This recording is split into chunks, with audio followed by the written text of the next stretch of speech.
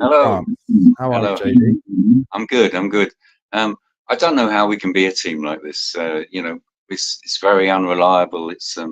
There seems to be a wide range of problems with this setup and the way it's going. Before the match, I wrote down a list of the things that I was concerned about, and I wrote conceding first. Van der Ven was an accident waiting to happen.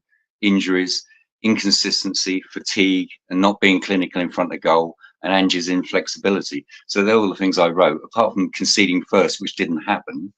I'm very concerned that you know, there's a bigger picture here. That the first half, I thought there were some really good things. I really enjoyed the passing was good, quite accurate, very good, and Kulusevski again was fantastic at times, really good, and the finish was great from Solanke. You know, that was good movement to get the goal. But the second half, I mean, the possession, the press totally dropped. The possession went down to 82% for Chelsea. Yeah. And I just, you know, I just felt before the game that we were going to lose, which I've supported Spurs for 52 years. So, I mean, I've seen a wide range of, I've never felt this insecure about a team in the sense that, you know, because of these reasons. It seems, I know the injuries have been very unlucky in some ways, but not in others. I think that the tactics he uses, you know, the fact that with the defense, I mean, they were giving Neto and Sancho so much space on the sides that any diagonal ball was going straight out to the wings. They were causing an awful lot of problems, you know. And I think it would happen if Salah was playing or anyone like that. And I don't know why tactically they don't get closer to for that diagonal ball. Things like that. I think, you know, that creates a lot of things. There was virtually no midfield. The game was very strange. It was a bit crazy, wasn't it? It was like it was all one end. It was like ping pong. It was going from one end to the other. Yeah.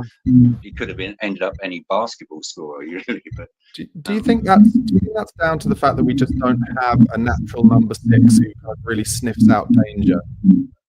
I think that's a big factor. I think Basuma when he was really confident, and certainly when he played for Brighton, he had the ability to take people on, go forward. He was very, very forward thinking. He's now become very sort of sideways passing, and he's making mistakes. I mean, that was a bad mistake. The discipline in the second half fell apart, as everyone said, quite rightly. So yeah, I would. I mean, I'm not saying Højbjerg should have stayed, but he was a strong player. And we missed that strong defensive link. You know, it makes it too easy. What do you think is going to come next? Do you feel, as I do, that Daniel Levy will be thinking about it right now? I think inevitably he probably will have to. I mean, yeah, I have reservations about the tactics. You know, being fantastic one day and then sort of resting on your laurels and seeing such poor performances at times. I mean, the game against Ipswich and other games, I mean, it has been poor. And I think how can you sort of really trust when you've got such severe inconsistency? You could say that when we get all our players back, we have quite a good strong squad. We don't have strength in depth, and we really don't. And when Postecoglou was at Celtic, he got 4 young players in who were really good. He also got 4 experienced players, and we've only really got Solanke in recently. We need more experience. I think we need more strength in depth. Whether that will happen in January, I'm not sure. With the past business mind that Levy has, it's a tricky one to call, really. And January is not an easy time to get players in, so it could be a difficult year for Spurs, I think, this year. Yeah, it's not been the first difficult year for Spurs, but this one. Sorry, I've lost you. I've lost sound. Sorry. Yeah, I got muted. Sorry. Can you know, is there any positive? Like, could we somehow find a way to end up winning this season, or is it not going to happen? I think if we have a couple of good performances in the cup, I think yes, I think we could win some. I think we could, if we go strong in the Europa League, we could win the Europa League. I think there are teams that could be a problem. You know, I mean, Lazio are playing very well at the moment, and there's a couple of teams in there which would prove difficult, but that seems a good route, and that would be a very good route back into the Champions League. So I think that's a good option. in the league, I mean, I think it's going to be difficult because again, if Romero and Van der Ven are out for 3, 4, 5 weeks, you know, again, it's makeshift defense. I don't know.